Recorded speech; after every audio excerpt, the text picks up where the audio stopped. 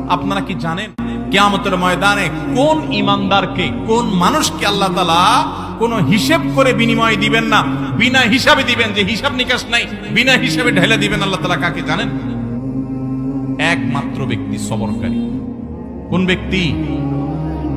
যে অসুখে সবর করেছে, বিপদ আপদে সবর করেছে, মানুষের কটুকতায় সবর করেছে, অসুখ বিসুখে সবর করেছে, মুসিবতে সবর করেছে, ধৈর্যের পাহাড় হয়েছে, ধৈর্য ধারণ করেছে, সবর করে ঢোক গিলেছে, সবর করে নিজেকে নিয়ন্ত্রণ করেছে, কোনো কষ্টে হাহুতাশ করে নাই, নাশকরি করে নাই, আল্লাহর কুফরি করে নাই, গালিগালাজ করে নাই, মুখ খারাপ করে নাই, ভাঙচুর করে নাই, নিজেকে নিয়ন্ত্রণ করতে পারছে, ধৈর্য ধারণ করতে পারছে, ধৈর্যের ঢোক গিলতে পারছে যে ব্যক্তি, এই ব্যক্তি সম্পর্কে আল্লাহ বলেছেন ইন্নামা ইউওয়াফাস সাবিরুনা আজরাহুম বিগাইরি হিসাব।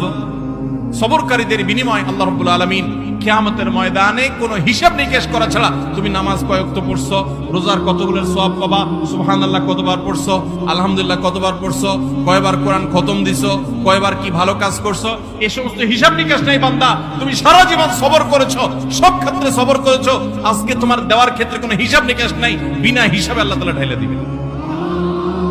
সবর করবো তো ইনশাআল্লাহ।